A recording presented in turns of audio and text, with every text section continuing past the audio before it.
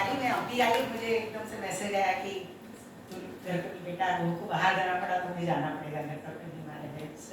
तो मैं सुना के मेरी इच्छा बहुत है कि मैं सबका सुनूं, पर मुझे जाना पड़ेगा।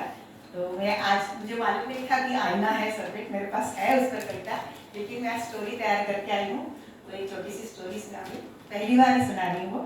उसके पहले दो छोटे छोटे मुक्त चंदन और फिर मेरी स्टोरी। निकले जब रोटी कमाने तो जिंदगी का ये कड़वा सच जाना। निकले जब रोटी कमाने तो जिंदगी का ये कड़वा सच जाना। रोटी पहले हमको खाती, फिर हमको मिलती है रोटी, फिर हमको मिलती है रोटी।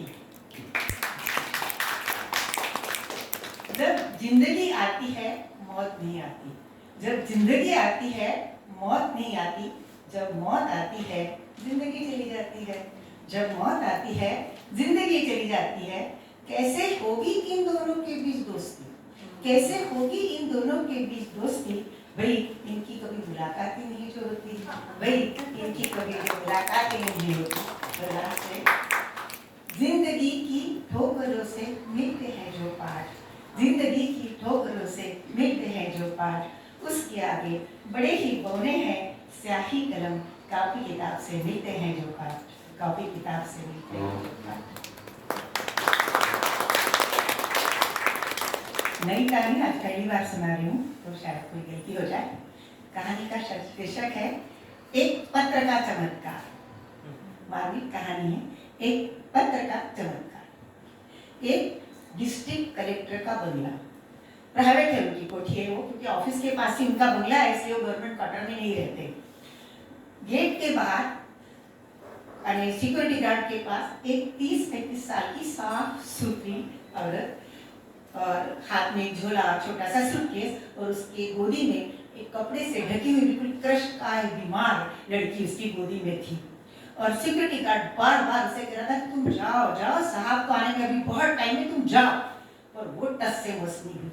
1 घंटे बाद डिस्ट्रिक्ट कलेक्टर आए और जैसे ही उन्होंने गेट खोला वो लपक कर उनके पास गई और एकदम से बोली, सर सर ये आपकी माँ ने आपके लिए चिट्ठी दी है सर।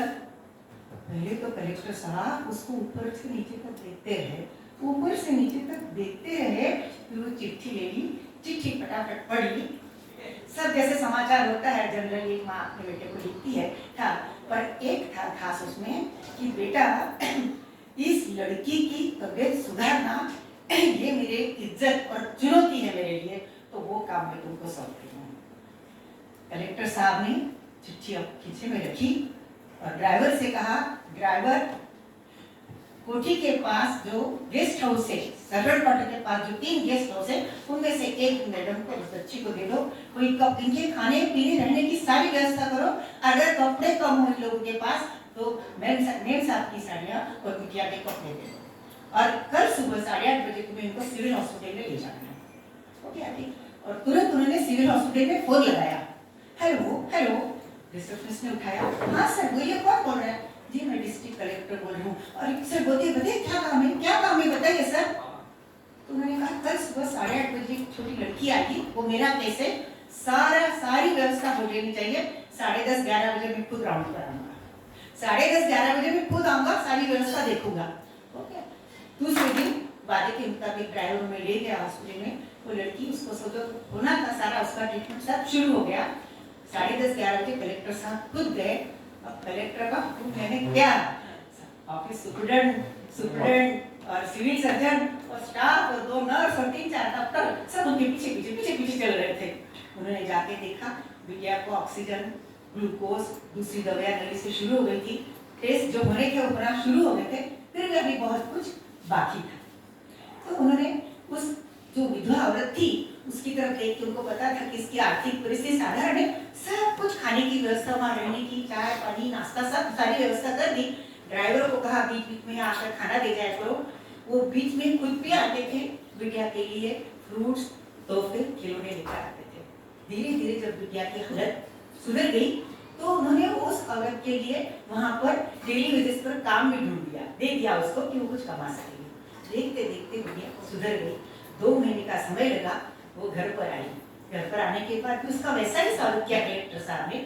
जब माँ बेटी जाने लगी तो उन्होंने जाते समय बिटिया को फ्रॉक, तोहफे, मिठाई सब कुछ दिया और उसकी माँ को साड़ी, शॉल और मिठाई दी और माँ को एक चिट्ठी, एक साड़ी और एक शॉल दी।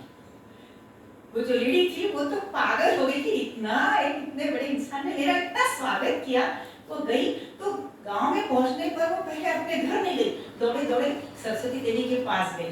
वो एक समाज सेविका थी, उनके पास गई और उनके पांव पकड़ लिए और बोली, दीदी आपका बेटा तो क्या हीरा है, हीरा, मेरे लिए क्या नहीं किया उसने। सरस्वती देवी जी एक टक उसकी तरफ देखती रही, फिर उसको एकदम याद आया, दीदी दीदी आपके लिए आपके बेटे ने चिट्ठी दी है, देखिए तो सही। पढ़ना शुरू किया। आखिर वो माँ थी ना, वहां लिखा था, आदरणीय माता जी, चरणों में प्रणाम। आपने जो मुझे काम दिया था, आपके जो इज्जत आबरू चुनौती थी आपके लिए, उसे मैंने पूरा निभाने की कोशिश की है और देखिए वो बिटिया स्वस्थ होकर आपके गांव आ गई है।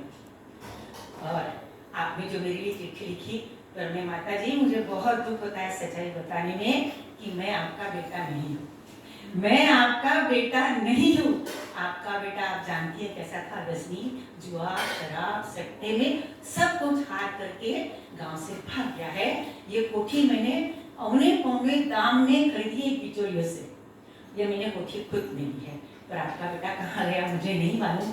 पर आपने जो चिट्ठी लिखी थी ना माता जी, वो पढ़कर मुझे ऐसा लगा कि मुझे मैं एक अनाथ लड़का हूँ बचपन से, एक अनाथ लड़के को माँ की तरफ से चिट्ठी मिली, जो जिंदगी भर माँ को माँ शब्द सुनने के लिए तरस रहा था। उस माँ की तरफ से मुझे एक चिट्ठी मिली, मुझे ऐसा लगा मुझे माँ मिल गई। मैं आपसे हाथ जोड़ के विनंती करता हूँ, मैं आपका बेटा हूँ, आपका बेटा कहीं चला गया हो कोई बात नहीं, ये आपकी कोठी भी आपकी है, ये घर भी आपका है और वो दीदी भी मेरी है। आप तीनों कभी भी मेरे घर आ सकते हैं। मुझ अनाथ को माँ मिली, आपको बेटा मिला और एक दीदी को बहन और भाई और मेरी बिटिया को एक छोटी बहन मिली। मैं आपका बहुत आभारी हूँ कि आपने चिट्ठी दी और मेरे जीवन में प्राण फूंक दिया कि मुझे माँ मिली। तो आपने देखा एक छोटी सी चिट्ठी कितना बड़ा चमत्कार कर सकती है, कितने नए रिश्ते खुल गए, कितने नए रिश्ते।